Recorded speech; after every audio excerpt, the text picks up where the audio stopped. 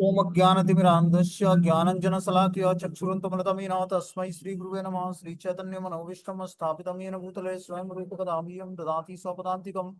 वन्देऽहं श्रीगुरु श्रीयुतपदकमलं श्रीगुणवैष्णवाचं श्रीरूपं साग्रजातं सगणरघुनाथान्वितं तं सजीवं साद्वैतं सावधूतं परिजनसहितं कृष्णचैतन्यदेवं श्रीराधाकृष्णपादान् सगणयुक्ता श्रीविशाखान्विताश्च नित्यानंदम नमस्तुभ्यं प्रेमानंद प्रदायते कलोकलमस्य नाशाय जानवे नमः। नमो महावदन्याय कृष्ण प्रेम प्रदायते कृष्णाय कृष्ण चैतन्य नामने गुरुकृष्ण नमः। पंचतत्वात्मकं कृष्णं भक्त रूप स्वरूपं भक्तावतारं भक्ताख्यं नमामि भक्ति शक्तिकम्। हे कृष्ण करुणा सिंधु दीनबंधु जगतपतये गोपेश गोपिका कांत राधा कांत नमस्तुते तप्त कांचन गौरांगे श्री राधे वृंदावनेश्वरी कृष्णानुसुते देवी प्रणमामि हरिप्रिये। वाञ्छाकल्पतरुभ्यश्च कृपासिन्धुभ्यैव च पतितानां पावनेभ्यो वैष्णवेभ्यो नमो नमः। जय श्री कृष्ण चैतन्य प्रभु नित्यानंद श्री अद्वैत गदाधर श्रीवासादि श्री गौर भक्तवृंद। हरे कृष्णा कृष्ण कृष्ण हरे हरे, हरे राम राम राम हरे हरे। इसमें आज हम लोग को श्रीमद् भगवत गीता अध्याय 7 श्लोक संख्या 24 नंबर पढ़ना है। टाइटल है भगवत ज्ञान। बोलते अव्यक्तम व्यक्तिमापन्नम मन्यते माम बुद्धया परम भाव मजानंतो मामा मा व्यय अनुत्तम। बुद्धिहीन मनुष्य मुझको ठीक से न जानने के कारण सोचते हैं कि मैं भगवान कृष्ण पहले निराकार था, अब मैंने इस स्वरूप को धारण किया है। वे अपने अल्प ज्ञान के कारण मेरे अविनाशी और सर्वोच्च प्रकृति को नहीं जान पाते हैं। तो देखो, भगवान को जानने के लिए पहले तो बुद्धिमान होना पड़ेगा। बुद्धिमान मतलब शास्त्रों की बातों को सुनना समझना पड़ेगा, तभी हम भगवान को शास्त्रों के माध्यम से ही जान सकते हैं। क्योंकि शास्त्र हमारी जननी माता है। जैसे पुत्र को माता उसके पिता से परिचय कराती है कि तुम्हारा पिता कौन है, क्योंकि माता जानती है कि किसका ये पुत्र है। उसी तरह शास्त्र भगवान से परिचय कराता है हमारा। शास्त्र क्या है? जननी है, माता है हमारा। बता रहे हैं, बुद्धिहीन मनुष्य मुझको ठीक से न जानने के कारण सोचता है कि मैं पहले निराकार था और अब मैंने इस स्वरूप को धारण किया। वे अपने अल्प ज्ञान के कारण मेरे अविनाशी और सर्वोच्च प्रकृति को नहीं जान पाते। तो जब तक हम अल्प ज्ञान के कारण हम भगवान के अविनाशी और सर्वोच्च प्रकृति को नहीं जान पाएंगे। इसीलिए पूर्ण ज्ञान होना आवश्यक है। पूर्ण ज्ञान कौन सा है? जो ज्ञान कृष्ण से जोड़ता है वो ज्ञान पूर्ण ज्ञान कहलाता है। होते हैं, देवताओं के उपासकों को अल्पज्ञ कहा गया है। इस श्लोक में निर्विशेषवादियों को भी अल्पज्ञ कहा गया है। भगवान कृष्ण अपने साकार रूप में यहाँ अर्जुन से बातें कर रहे हैं, किंतु तब भी निर्विशेषवादी अपने अज्ञान के कारण तर्क करते हैं कि परमेश्वर का अनंत कोई स्वरूप नहीं है। श्री रामानुजाचार्य की परंपरा के महान भक्त यमुनाचार्य ने इस संबंध में दो अत्यंत उपयुक्त श्लोक कहे हैं। बोलते हैं कि जो यमुनाचार्य हैं, जो कि रामानुजाचार्य संप्रदाय के आचार्य हैं, उन्होंने दो श्लोक बोले हैं स्रोत रत्न में। बोलते हैं, त्वाम शील रूप चरिते परम प्रतिष्ठे सत्वेन सात्विकतया प्रबले शास्त्रे प्रख्यात देव परमार्थ विदा मतेश देवासुरम प्रकृतजयम भवंती बोधुम। हे प्रभु, व्यास देव तथा नारद जैसे भक्त आपको भगवान रूप में जानते हैं। मनुष्य विभिन्न ग्रंथों को पढ़कर आपके गुण रूप और कार्यों को जान सकता है और इस तरह आपको भगवान के रूप में समझ सकता है। किंतु जो लोग रजो और तमोगुण के वश में हैं, ऐसे असुर तथा अभक्त गण आपको नहीं समझ पाते हैं। ऐसे अभक्त वेदांत उपनिषद और वैदिक ग्रंथों की व्याख्या करने में कितने भी निपुण क्यों न हो, वे भगवान को नहीं समझ पाते हैं। तो देखो, यहाँ पर बता रहे हैं कि हे प्रभु, व्यास देव तथा नारद जैसे भक्त आपको भगवान के रूप में जानते हैं। देखो, भगवान को जानने के लिए पहले हमें भगवान का भक्त बनना पड़ेगा और शास्त्रों को समझना पड़ेगा। बोलते हैं, वैदिक ज्ञान को पढ़कर आपके गुण रूप कार्यों को जान सकते हैं और इस तरह आपको भगवान के रूप में समझ सकते हैं। भगवान को समझने के लिए क्या करना पड़ेगा? भगवान की तरह गुण डेवलप करने पड़ेंगे और शास्त्रों को पढ़ना पड़ेगा, तभी हम और भगवान के भक्त बनना पड़ेगा। क्योंकि भक्त्या माम अभिजानाति, कि भक्ति के माध्यम से भगवान को जाना जा सकता है। भक्त और भक्ति दो चीजों से ही हम भगवान को जान सकते हैं। और शास्त्र जब हम पढ़ेंगे तब हम भगवान को अच्छे तरीके से जान पाएंगे। लेकिन बता रहे कि जो रजो और तमोगुण के वश में है, ऐसे असुर और अभक्त गण भगवान को नहीं समझ पाते हैं। ऐसे अभक्त वेदांत उपनिषद और वैदिक ग्रंथों की व्याख्या करने में कितने ही निपुण क्यों ना हो, वे भगवान को नहीं समझ पाते। ब्रह्म संहिता में यह बताया गया है कि केवल वेदांत साहित्य के अध्ययन से भगवान को नहीं समझा जा सकता है, परम पुरुष को केवल भगवत कृपा से जाना जा सकता है। तो भगवान को समझना भी है तो भगवत कृपा से ही हम भगवान को समझ सकते हैं, और कोई मेथड नहीं है भगवान को समझने का। अतः इस श्लोक में स्पष्ट रूप से कहा गया कि केवल देवताओं के उपासक अल्पज्ञ होते हैं, अभी तो वे अभक्त भी जो कृष्ण भावनामृत से रहित हैं, जो वेदांत या वैदिक साहित्य के अध्ययन में लगे रहते हैं, अल्पज्ञ कहलाते हैं। उनके लिए ईश्वर के साकार रूप को समझ पाना संभव नहीं है।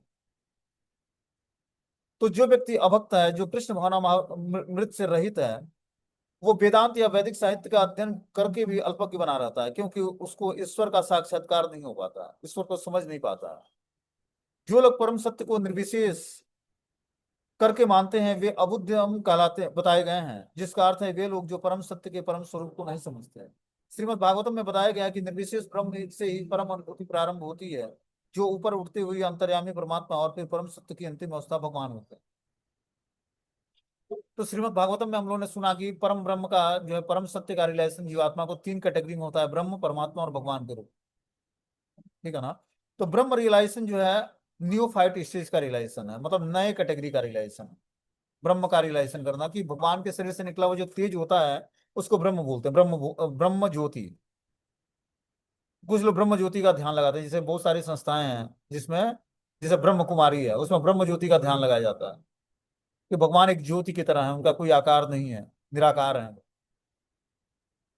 कुछ योगी परमात्मा का ध्यान करते हैं, हृदय में बैठे परमात्मा को ध्यान में देखना चाहते हैं।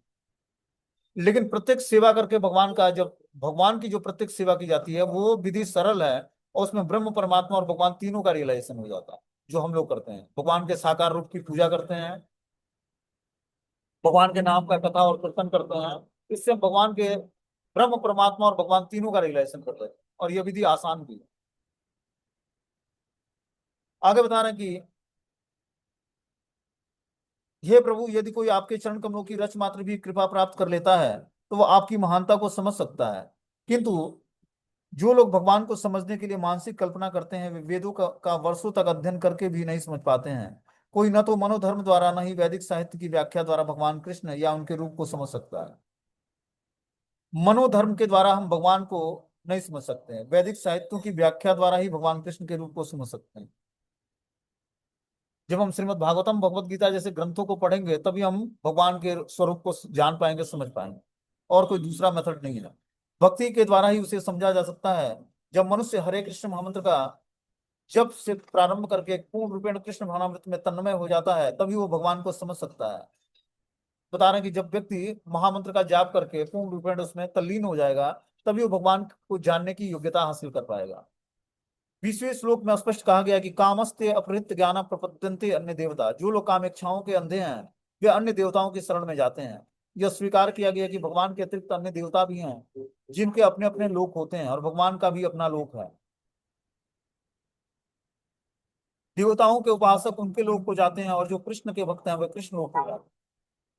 यद्यपि स्पष्ट कहा गया है, किंतु जो तो भी मूर्ख मूर्ख मायावादी जो मानते हैं कि भगवान के विशेष हैं और ये के ऊपर थोपने गए हैं, तो बता रहे हैं कि जो देवताओं के उपासक होते हैं वो देवलोक को जाते हैं, और जो भगवान कृष्ण के भक्त हैं वो भगवान के गोलोक वृंदावन धाम जाते हैं।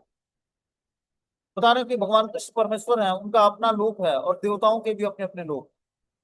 तो जो जिसकी भक्ति में अपनी श्रद्धा को स्थित करता है वैसे ही उसको लोगों की प्राप्ति। लेकिन देवताओं के लोक से भी जीवात्मा को वापस आ जाना होता है। जैसे व्यक्ति कोई पुण्य कर्म करके स्वर्ग चला गया जहाँ देवता निवास करते, तो जब तक उसके पुण्य कर्म रहेंगे तब तक उस स्वर्ग में तो निवास करेगा। लेकिन क्षीण पुण्य मृत लोकम विशंति, जैसे ही प्रकृति क्षीण होगी वैसे फिर से मृत लोक में आ जाएगा। अमृत लोक में आकर फिर से जो है अलग अलग जीवात्माओं के रूप में भटकेगा वो। लेकिन एक बार भगवान के धाम चला गया, कृष्ण के धाम, गोलोक वृंदावन धाम या वैकुंठ धाम, वहां से उसको वापस नहीं आना होता। इसीलिए हमें क्या करनी है, कृष्ण की भक्ति करके भगवान के धाम जाने की का प्रयास करना है। वहां से जाकर जीवात्मा को फिर से वापस नहीं लौटना होगा, यही महानता है उस धाम। बोलते हैं श्रीमद् भागवतम में भी 10वें स्कंद के 14वें अध्याय के 7वें श्लोक में बता रहे हैं कि ब्रह्मा द्वारा की गई स्तुति कि हे भगवान, हे परमात्मा, हे समस्त रहस्यों के स्वामी, संसार में ऐसा कौन है जो आपकी शक्तियों तथा लीलाओं का अनुमान लगा सके। आप सदैव अपनी अंतरंग शक्ति का विस्तार करते रहते हैं, अतः कोई भी आपको नहीं समझ पाता है। विज्ञानी तथा विद्वान भले ही भौतिक जगत की परमाणु संरचना का या विभिन्न ग्रहों का अन्वेषण कर लें, किंतु अपने समक्ष आपके विद्यमान होते हुए भी आपकी शक्ति की गणना करने में असमर्थ होते हैं। भगवान कृष्ण न केवल अजन्मा है, अपितु अव्यय भी हैं। वे सच्चिदानंद रूप हैं और उनकी शक्तियां अव्यक्त हैं। तो ये बात ब्रह्मा जी बताते हैं, जो है 10वें स्कंद में श्रीमद् भागवतम में, कि भगवान की शक्तियां जो है, भगवान अजन्मा है, अव्यक्त रूप में रहते हैं और सच्चिदानंद रूप में रहते हैं। उनकी शक्तियां अव्यक्त अव्यय हैं, मतलब कभी समाप्त नहीं होने वाली।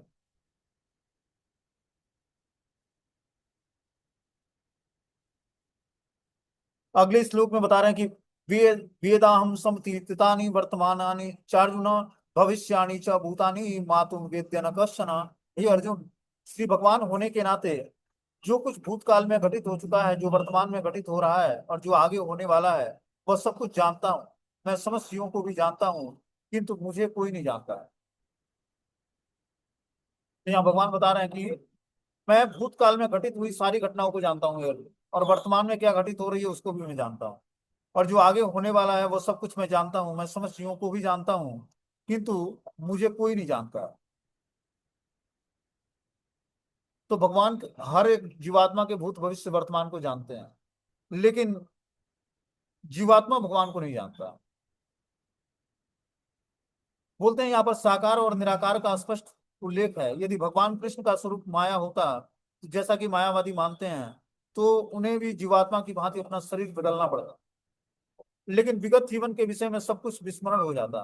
कोई भी भौतिकधारी अपने विगत जीवन की स्मृति बनाए नहीं रख सकता, न ही वह भावी जीवन के विषय में या वर्तमान जीवन की उपलब्धियों के विषय में भविष्यवाणी कर सकता। तो बता रहे हैं कि जो भौतिक शरीर धारण करता है, वो कभी भी अपना भविष्य ने भूत, मतलब जो पूर्व जीवन में क्या था उसका वो विस्मरण कर देता है शरीर बदलने के साथ। या वर्तमान में भी जो उसके विगत कर्म है उसकी स्मृति नहीं रहती है, न ही वो भावी जीवन के विषय में वर्तमान जीवन की उपलब्धियों के विषय में भविष्यवाणी कर सकता है। अतः वह यह नहीं जानता कि भूत भविष्य और वर्तमान में क्या घटित घटित हुई है। भौतिक कलमश से मुक्त हुए बिना वह ऐसा नहीं कर सकता। लेकिन जब जीवात्मा भौतिक कलमश से मुक्त हो जाता है, तब वो पूर्ण रूपेण अपना भूत भविष्य और वर्तमान इन चीजों को जान सकता है।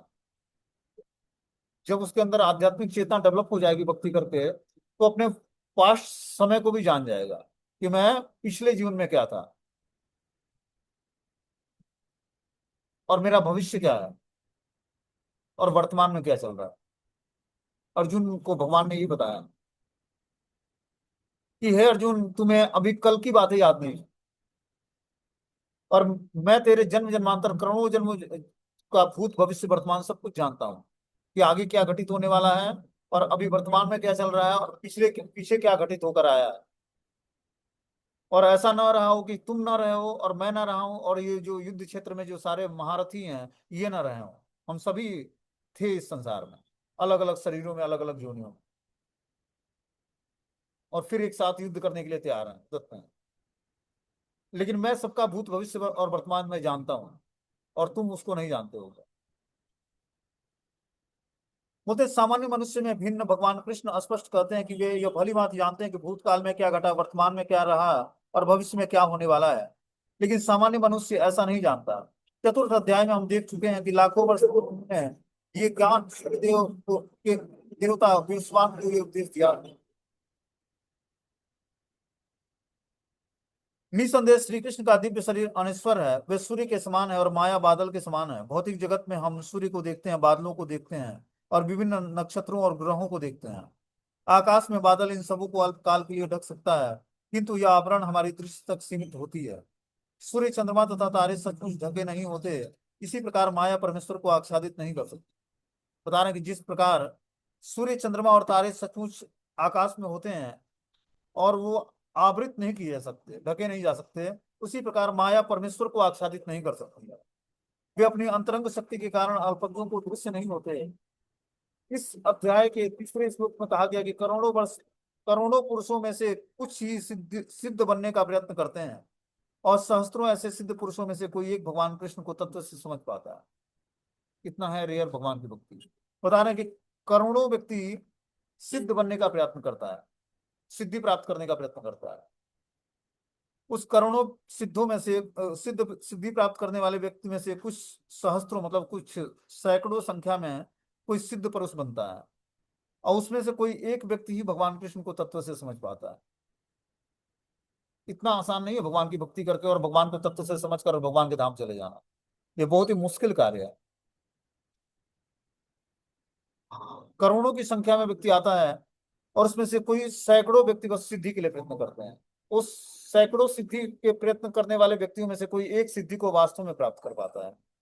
भले ही कोई निराकार ब्रह्म या अंतर्यामी परमात्मा की अनुभूति के कारण सिद्ध हो ले, किंतु कृष्ण भावनामृत के बिना वो भगवान कृष्ण को समझ नहीं सकता है। तो निराकार ब्रह्म या अंतर्यामी परमात्मा का ध्यान करके व्यक्ति और जो अनुभूति कर भी लेता है, लेकिन वो भगवान श्री कृष्ण को नहीं समझ पाएगा। कृष्ण को समझने के लिए उसको कृष्ण भावनामृत होना पड़ेगा। आगे बताने की इच्छा द्वेष समुत्थेन द्वंद्व मोहेन भारत सर्वभूतानि सम्मोहम सर्गे यान्ति परंतप। हे वर्तवंशी, हे शत्रु विजेता, समस्त जीव जन्म लेकर इच्छा और घृणा से उत्पन्न होकर द्वंद्वों से मोहग्रस्त होकर मोह को प्राप्त करते हैं। कारण कि समस्त जीव जन्म लेकर इच्छा और घृणा से उत्पन्न, इच्छा और घृणा दो चीजों से उत्पन्न द्वंद्वों से मोहग्रस्त होकर मोह को प्राप्त होते हैं। उसके अंदर इच्छा जागृत होती है और घृणा उत्पन्न होती है। इस कारण से वो द्वंद्व में फंस जाता है, द्वंद्व से मोहग्रस्त हो जाता है और मोह में पड़ जाता है। जीव की स्वाभाविक स्थिति शुद्ध ज्ञान रूपी परमेश्वर की अधीनता है। मोह बस जब मनुष्य इस शुद्ध ज्ञान से दूर हो जाता है तो वह माया के वशीभूत हो जाता है और भगवान को नहीं समझ पाता है। क्या बता रहे हैं भगवान? जीव की स्वाभाविक स्थिति क्या है? शुद्ध ज्ञान रूपी परमेश्वर की अधीनता स्वीकार करना, कि शुद्ध ज्ञान प्राप्त करके वो भगवान परमेश्वर कृष्ण की अधीनता स्वीकार करो। लेकिन मोह बस जब मनुष्य इस शुद्ध ज्ञान से दूर हो जाता है तो माया की वशीभूत हो जाता है। मोह क्या करती है? आवरण क्रिएट कर देती है। मोह मतलब अटैचमेंट। जब हम भौतिक संसार में वस्तु व्यक्ति स्थान से अटैच हो जाते हैं तो भगवान से विमुख हो जाते हैं। और इस कारण से बता रहे हैं कि जो है वो इच्छा और घृणा के कारण मनुष्य परमेश्वर से तदाकार होना चाहता है और भगवान के रूप में कृष्ण से ईर्ष्या करने लगता है। जब इस भौतिक संसार में उसके अंदर भोग की इच्छा जागृत होती है तो भगवान से ईर्ष्या करके ही तो इस भौतिक संसार में आता है जीवात्मा। प्रतिस्पर्धा करता है कि आपके जैसा ही भोगना है हमें भी। तो भगवान का जो भोग है वो तो भगवान जो भोगते हैं अपने वैकुंठ धाम में या फिर वृंदावन धाम में, वो प्रेम का शुद्ध स्वरूप होता है। लेकिन उसी का विकृत रूप इस भौतिक संसार में लस्ट होता है, काम वासनाएं होती हैं। और जीवात्मा उसी भोग को भोगने के लिए जो है इस भौतिक संसार में आता है और यहाँ आकर बद्ध जीवन में आ जाता है। किस कारण से? क्योंकि भगवान के जैसा भोग करने की उसके अंदर इच्छा जागृत हुई। यह माया इच्छा और घृणा के द्वंद्व रूप में प्रकट होती है। इसी इच्छा और घृणा के कारण मनुष्य परमेश्वर से तदाकार होना चाहता है और भगवान के रूप में कृष्ण से ईर्ष्या करता है। किंतु शुद्ध भक्त इच्छा और घृणा से मोहग्रस्त नहीं होता। अतः वह समझ सकते हैं कि भगवान श्री कृष्ण अपनी अंतरंग शक्ति से प्रकट होते हैं। पर जो द्वंद्व और अज्ञान के कारण मोहग्रस्त हैं वे सोचते हैं कि भगवान भौतिक शक्तियों द्वारा उत्पन्न होते हैं। यही उनका दुर्भाग्य है कि जो इच्छा और द्वेष से मोहग्रस्त हैं वे भगवान को भौतिक शक्तियों से उत्पन्न मानते हैं। ऐसे मोहग्रस्त व्यक्ति मान अपमान दुख सुख स्त्री पुरुष अच्छा बुरा आनंद पीड़ा जैसे द्वंद्वों में रहते हुए सोचते रहते हैं कि यह मेरी पत्नी है, मेरा घर है, मैं इस घर का स्वामी हूँ, मैं इस पति स्त्री का पति हूँ। यही मोह के द्वंद्व हैं। जो लोग ऐसे द्वंद्वों में मोहग्रस्त रहते हैं वे निपट मूर्ख हैं और भगवान को नहीं समझ पाते। तो जो व्यक्ति भौतिक अटैचमेंट में मतलब भौतिक आसक्ति में आसक्त है, मोहग्रस्त है, वो भगवान को नहीं समझ सकता है। भगवान को समझने के लिए क्या करना पड़ेगा? आसक्तियों से ऊपर उठना पड़ेगा। भौतिक आसक्तियों को छोड़ेंगे तभी हम कृष्ण तत्व को समझ पाएंगे। यही इस श्लोक का सार है। जब तक व्यक्ति डिटैच नहीं होगा भौतिक विषयों से, भौतिक व्यक्ति से, भौतिक स्थान से, तब तक वो भगवान के नाम रूप गुण लीलाओं के प्रति उसका आकर्षण नहीं होगा। बोलते हैं एसाम त्वंतगतम पापम जनानाम पुण्य कर्मणाम ते द्वंद्व मोह निर्मुक्ता भजन्ते माम दृढ़व्रताम। जिन मनुष्यों ने पूर्व जन्म में तथा इस जन्म में पुण्य कर्म किए हैं और जिनके पाप कर्मों का पूर्णतः उच्छेदन हो चुका है, वे मोह के द्वंद्वों से मुक्त हो जाते हैं और वे संकल्प पूर्वक मेरी सेवा में तत्पर हो जाते हैं। क्या बता रहे हैं कि संकल्प पूर्वक भगवान की सेवा में तत्पर होने के लिए पाप कर्मों का पूर्णतः उच्छेदन करना पड़ेगा और मोह के द्वंद्व से मुक्त होना पड़ेगा। जो हमारी अटैचमेंट है पारिवारिक जीवन की, जब तक हम उससे मुक्त नहीं होंगे तब तक हम संकल्प पूर्वक भगवान की सेवा में तत्पर नहीं होंगे। और ये तभी होगा जब व्यक्ति का पूर्व जन्म और इस जन्म जीवन में पुण्य कर्म प्रकाशित होंगे। पुण्य कर्म मतलब कृष्ण भावनाभावित कर्म जो है, जो भक्ति उन्मुखी स्वीकृति जब जागृत होती है, तभी व्यक्ति पूर्णतया पाप कर्मों से निवृत्त होकर और मोहों के द्वंद्व से मुक्त हो जाता है और संकल्प पूर्वक भगवान की सेवा में लग जाता है। संकल्प पूर्वक भगवान की सेवा में लगने के लिए हमें क्या करना पड़ेगा? श्रद्धा को प्रगाढ़ करना पड़ेगा। श्रद्धा शब्द विश्वास के लिए सुदृढ़ निश्चय। जब हम श्रद्धा के साथ जुड़ेंगे तब हमारा सुदृढ़ निश्चय होगा कि हम संकल्प पूर्वक भगवान की सेवा में तत्पर हो पाएंगे। इस अध्याय में उन लोगों का उल्लेख है जो दिव्य पद को प्राप्त करने के अधिकारी हैं। जो पापी, नास्तिक, मूर्ख और कपटी हैं, उनके लिए इच्छा और घृणा के द्वंद्व को पार कर पाना कठिन। केवल ऐसे पुरुष भक्ति स्वीकार करके क्रमशः भगवान के शुद्ध ज्ञान को प्राप्त होते हैं, जिन्होंने धर्म के विधि विधानों का अभ्यास करके पुण्य कर्म करने और पाप कर्मों को जीतने में अपना जीवन लगा दिया है। फिर भी वो क्रमशः भगवान का ध्यान समाधि में करते हैं। आध्यात्मिक पद पर आसीन होने की यही विधि है। क्या बता रहे हैं कि इस अध्याय में उन लोगों का उल्लेख है जो दिव्य पद को प्राप्त करने के अधिकारी हैं। कि भगवत ज्ञान प्राप्त करके जीवात्मा उच्च पद को प्राप्त कर सकता है, दिव्य पद को प्राप्त कर सकता है। जो पापी, नास्तिक, मूर्ख और कपटी है, वो इच्छा और घृणा के द्वंद्वों को पार नहीं कर पाता है। केवल ऐसे पुरुष भक्ति स्वीकार करके क्रमशः भगवान के शुद्ध ज्ञान को प्राप्त करते हैं, जिन्होंने धर्म के विधि विधानों का अभ्यास करके पुण्य कर्म करने और पाप कर्मों को जीतने में अपना जीवन लगा दिया।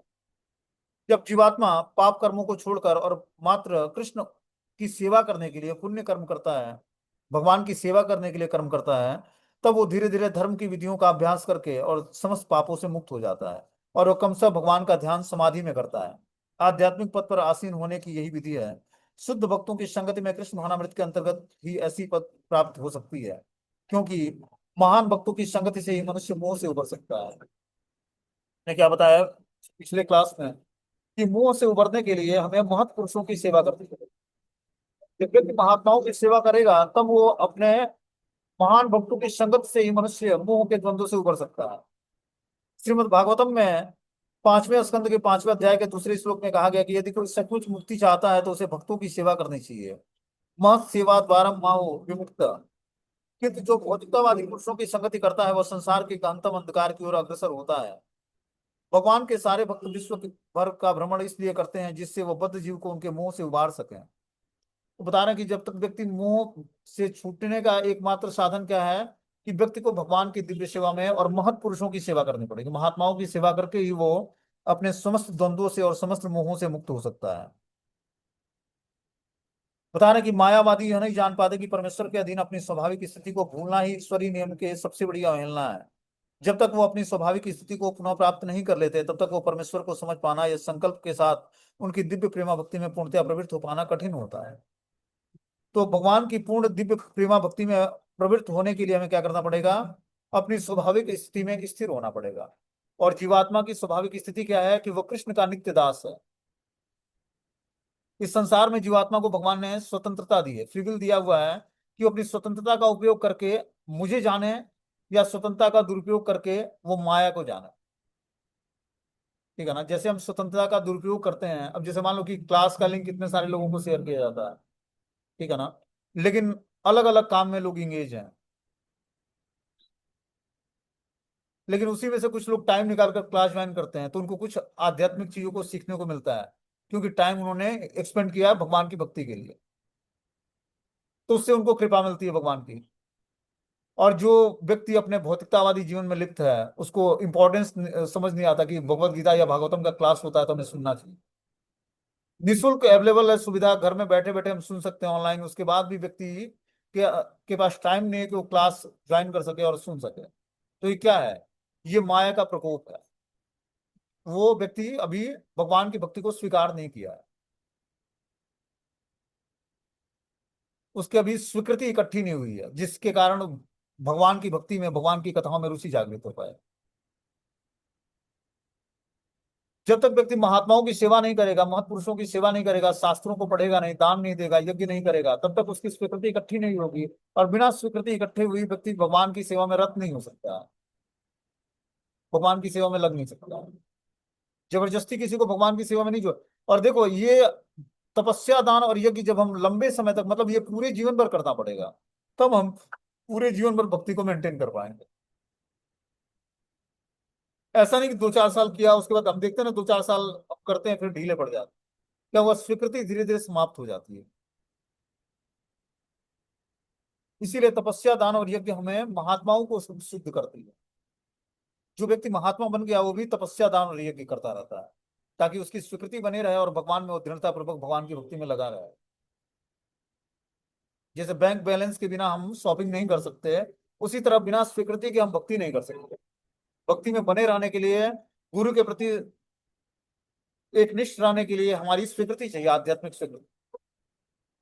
जितना ही हमारी स्वीकृति का खाता मजबूत होगा, उतना ही हमारा गुरु साधु और शास्त्र पर विश्वास बढ़ता जाएगा, श्रद्धा बढ़ती जाएगी, श्रद्धा प्रगाढ़ होती जाएगी। इसीलिए आध्यात्मिक एक्टिविटी सेवाओं को बढ़ाना है। सात्विक सेवाओं को, जो भगवान की दिव्य सेवा है, वैसी सेवाएं हम जब स्वीकार करेंगे, भगवान की तदीय वस्तु की सेवा, जैसे श्री विग्रह की सेवा, शास्त्रों को पढ़ने की सेवा, हरिनाम जप की सेवा, तीर्थों का भ्रमण करने की सेवा, गंगा यमुना स्नान करने की सेवा, तुलसी की सेवा, गौ ब्राह्मणों की सेवा, इस तरह की सेवाओं को जब हम स्वीकार करते हैं, तब हमें स्वीकृति मिलती है, तब हमें महात्माओं का संग मिलता है, शास्त्रों को समझने की योग्यता आती है। जब तक हम महत् पुरुषों की सेवा नहीं करेंगे, भगवान की तदीय वस्तु की सेवा नहीं करेंगे, तब तक हमारे अंदर स्वीकृति इकट्ठी नहीं होगी कि हम भगवान को अच्छे तरीके से समझ पाए, भक्ति को समझ पाए और भक्ति कर पाए। इसलिए बहुत ही आवश्यक है कि सेवा बहुत ही प्रधान होनी चाहिए हमारे जीवन में। जब हम भगवान की तदीय वस्तु क्या होती है, तुलसी, गाय, ब्राह्मण, गौ, धाम, शास्त्र, श्री विग्रह, तुलसी, गंगा यमुना नदी, जब इस तरह से जब हम ये भगवान की वैष्णव, ब्राह्मण, इनकी जब हम सेवा करते हैं, तब हमारी स्वीकृति इकट्ठी होती है। इनको हम रिस्पेक्ट प्रदान करते हैं, तब हमें स्वीकृति मिलती है, तब जाकर हम भक्ति में दृढ़ होते हैं। बिना इसके नहीं हो पाएगा। भक्ति में दृढ़ बनना है तो दृढ़ स्वीकृति चाहिए। स्वीकृति मिलती है तदीय वस्तु की सेवा और भगवान की सेवा करने से, भगवान के भक्तों की सेवा करने से। आगे बता रहे कि जरा मरण मोक्षाय मामाश्रित्य यतन्ति ये ते ब्रह्म अध्यात्म कर्म चाखिलम। जो जरा और मृत्यु से मुक्ति पाने के लिए प्रयत्नशील रहते हैं, वे बुद्धिमान व्यक्ति मेरी भक्ति की शरण ग्रहण करते हैं। वे वास्तव में ब्रह्म हैं, क्योंकि वे दिव्य कर्मों के विषय में पूरी तरह से जानते हैं। क्या बता रहे हैं भगवान, कि जो जरा और मृत्यु से मुक्ति चाहता है, जरा मतलब बुढ़ापा और मृत्यु मतलब मृत्यु से मुक्ति चाहता है, वो यत्नशील रहते हैं, और बुद्धिमान व्यक्ति मेरी भक्ति में शरण ग्रहण करते हैं। तो जब हम भगवान की भक्ति की शरण ग्रहण करेंगे, तो हम जरा और मृत्यु से ऊपर उठ जाएंगे। जरा मतलब बुढ़ापा और मृत्यु मतलब मृत्यु। वे वास्तव में ब्रह्म है, क्योंकि वे दिव्य कर्मों के विषय में पूरी तरह से जानते हैं। तो जब व्यक्ति दिव्य कर्मों को के बारे में पूरी तरह से जान लेता है, तब वो बुद्धिमान व्यक्ति भगवान की शरण ग्रहण करता है, और ऐसा व्यक्ति जरा और मृत्यु से मुक्त हो जाता है। बोलते हैं जन्म, मृत्यु, जरा और रोग इस भौतिक शरीर को सताते हैं, आध्यात्मिक शरीर को नहीं। आध्यात्मिक शरीर में जन्म और मृत्यु और जरा और न रोग इस प्रकार के कोई लक्षण नहीं होते। जिसे आध्यात्मिक शरीर प्राप्त हो जाता है, वो भगवान का नित्य सिद्ध पार्षद बन जाता है और नित्य भक्ति करता है, वही मुक्त कहलाता है। अहम ब्रह्मास्मि, मैं आत्मा हूं, कहा गया है कि मनुष्य को चाहिए कि वह यह समझे कि मैं ब्रह्म या आत्मा हूँ। जीवन का यह ब्रह्म बोध ही भक्ति है। जैसा कि इस श्लोक में कहा गया है, शुद्ध भक्त ब्रह्म पद पर आसीन होता है, और वह दिव्य कर्मों के विषय में सब कुछ जानता रहता है। तो जब हम आत्म साक्षात्कार की स्थिति को प्राप्त कर लेंगे, तब मैं जान पाऊंगा, हम सभी जान पाएंगे कि हम ब्रह्म नहीं, हम लोग शरीर नहीं, आत्मा है। और इस रियलाइजेशन के कारण ही हम धीरे धीरे दिव्य कर्मों के विषय में सब कुछ जान पाएंगे। पहले हमें आत्म स्तर का अनुभूति होगी कि मैं शरीर नहीं, आत्मा हूं, और फिर जाकर हम दिव्य कर्मों के विषय में सब कुछ जानते जाएंगे धीरे धीरे, एक एक क्रमिक रूप से। और इस प्रकार हम बता रहे हैं कि जो है यहाँ पर, कि जब जीवात्मा जन्म और मृत्यु, जरा और व्याधि से छूट जाता है, तब उसको आध्यात्मिक शरीर प्राप्त होता है। इसी शरीर में रहते रहते हम जन्म, मृत्यु, जरा, व्याधि से छूट जाएंगे और आध्यात्मिक शरीर प्राप्त हो जाएगा। और आध्यात्मिक शरीर से ही हम भगवान के नित्य सिद्ध पार्षद बन पाएंगे, और आत्मा का अनुभूति करके ही व्यक्ति ब्रह्म बोध करके ही भक्ति में तल्लीन होता है। शुद्ध भक्त ब्रह्म पद पर आसीन होता है, और वह दिव्य कर्मों के विषय में सब कुछ जानता रहता है। भगवान की दिव्य सेवा में रत रहने के वाले 4 प्रकार के अशुद्ध भक्त हैं, जो अपने अपने लक्ष्यों को प्राप्त करते हैं, और भगवत कृपा से जब वो पूर्णतया कृष्ण भावनाभावित हो जाते हैं, तो परमेश्वर की संगति का लाभ उठाते हैं। कुंती देवताओं के उपासक कभी भी भगवत धाम नहीं जाते हैं। तो बता रहे हैं कि जो चार प्रकार के लोग हैं, आर्थ, अर्थार्थी, जिज्ञासु और ज्ञानी, चार प्रकार के लोग भगवान की शरण ग्रहण करते हैं। और वो भगवत कृपा से जब वो पूर्णतया कृष्ण भावनाभावित हो जाते हैं, तब वो परमेश्वर की संगति का लाभ उठाते हैं और वो भगवान के धाम चले जाते हैं और भगवान की शुद्ध भक्ति को प्राप्त कर लेते हैं। लेकिन जो देवताओं के उपासक हैं, उनको भगवत धाम की प्राप्ति नहीं होती, वो स्वर्ग लोक को जाते हैं, देवताओं के लोकों को जाते हैं। अब इस अध्याय का अंतिम श्लोक है, साधि भूतादि देवम मां साधि यज्ञम च ये विदु प्रयाण काले अपि च माम ते विदु युक्त चेतसा। जो मुझ परमेश्वर को मेरी पूर्ण चेतना में रहकर मुझे जगत का, देवताओं का तथा समस्त यज्ञ विधियों का नियामक जानता है, अपनी मृत्यु के समय भी भगवान को जान और समझ सकता है। तो भगवान को जानना और समझना अगर जो हमें है तत्व से, तो परमेश्वर की पूर्ण चेतना में रहकर जगत में देवताओं तथा समस्त यज्ञ विधियों का नियामक, बता रहे हैं कि मुझ परमेश्वर को मेरी पूर्ण चेतना में रहकर मुझे जगत और देवताओं तथा समस्त यज्ञ विधियों का नियामक जानता है। जब हम परमेश्वर को समस्त कारणों का कारण समझ जाएंगे, तब हम मृत्यु के बाद भगवान को जान और समझ पाएंगे। ईश्वर परमा कृष्ण सच्चिदानंद विग्रह अनादिर आदि गोविंदम सर्व कारण कारणम। अनादिर आदि गोविंदम सबसे पुरातन पुरुष हैं, लेकिन भगवान नव यौवनम च, नव यौवन अवस्था में रहते हैं, ठीक है ना, और समस्त कारणों के कारण है। तो ये व्यक्ति तभी जान पाएगा जब वो भगवान की भक्ति करेगा, भगवान की भक्ति करके ही कृष्ण समस्त कारणों के कारण हम जान पाएंगे। और तब हमारा विश्वास बढ़ता जाएगा। जब हम ये जानेंगे कि कृष्ण ही समस्त कारणों के कारण है, तब हमारा विश्वास भगवान पर और प्रगाढ़ होती जाएगी। बोलते हैं कृष्ण भावनामृत में कर्म करने वाला मनुष्य कभी भी भगवान की पूर्णता को समझने से पथ से विचलित नहीं होता है। कि जो जब हम पूर्ण रूपेण कृष्ण भावनाभावित हो जाएंगे और कर्म करेंगे, तब हम भगवान की पूर्णता को समझने के पथ से विचलित नहीं होंगे। कृष्ण भावनामृत के दिव्य सानिध्य से मनुष्य यह समझ सकता है कि भगवान किस तरह भौतिक जगत में तथा देवताओं तक के नियामक हैं। धीरे धीरे ऐसी दिव्य संगत से मनुष्य का भगवान पर विश्वास बढ़ता जाता है और मृत्यु के समय ऐसा कृष्ण भावना भावित व्यक्ति कृष्ण को कभी नहीं भूलना चाहता है और वह सहज ही भगवत धाम में, गोलोक वृंदावन में को प्राप्त कर लेता है। तो भगवान सुप्रीम कंट्रोलर हैं, इस बात को कैसे हम रियलाइज करेंगे कि भगवान समस्त जीवात्माओं को, यहाँ तक कि भौतिक जगत और देवताओं को भी के भी नियामक हैं। मतलब वो पूर्ण रूपेण सुप्रीम पावर और सुप्रीम कंट्रोलर है। ये जब व्यक्ति रियलाइज कर लेता है, तो धीरे धीरे दिव्य संगत से मनुष्य भगवान में अपना विश्वास बढ़ाता जाता है कि भगवान ही समस्त कारणों के कारण है। वही क्या करते हैं, सुप्रीम कंट्रोलर है, सबको कंट्रोल करने वाले हैं और भगवान की शक्तियों के द्वारा सभी नियंत्रित है। ये जब दशा व्यक्ति को प्राप्त हो जाती है, तब वो कृष्ण भावनामृत के रास्ते पर आगे बढ़ता जाता है और भगवान पर पूर्ण विश्वास उसका बढ़ता जाता है। और इस प्रकार पूर्ण विश्वास के साथ वो कृष्ण को कभी नहीं भूलता है और सहज ही भगवान के गोलोक वृंदावन धाम को प्राप्त कर लेता है। यह सातवां अध्याय विशेष रूप से बताया गया है कि कोई किस प्रकार पूर्णतया कृष्ण भावना भावित हो सके। कृष्ण भावना का शुभारंभ ऐसे व्यक्ति के सानिध्य से होता है जो कृष्ण भावना भावित होते हैं। ऐसे सानिध्य आध्यात्मिक होते हैं। बता रहे हैं ये जो सातवां अध्याय है, इसमें यह पूर्णता बताया गया कि कैसे व्यक्ति पूर्णतया कृष्ण भावना भावित हो सकता है। और कृष्ण भावना भावित होने के लिए व्यक्ति को ऐसे व्यक्ति का सानिध्य खोजना होगा जो ऑलरेडी कृष्ण भावना भावित हो चुका है। ऐसे सानिध्य आध्यात्मिक होते हैं और इससे मनुष्य प्रत्यक्ष भगवान के संसर्ग में आता है और भगवत कृपा से वह कृष्ण को भगवान के रूप में समझ सकता है। साथ ही वह जीव के वास्तविक स्वरूप को समझ सकता है और यह समझ सकता है कि किस प्रकार जीव कृष्ण को भुलाकर भौतिक कार्यों में उलझ जाता है। सत्संगत में रहने से मनुष्य कृष्ण भावना में क्रमिक विकास से जीव यह समझ सकता है कि किस प्रकार कृष्ण को भुलाने से वह प्रकृति के नियमों के द्वारा बद्ध हो जाता है।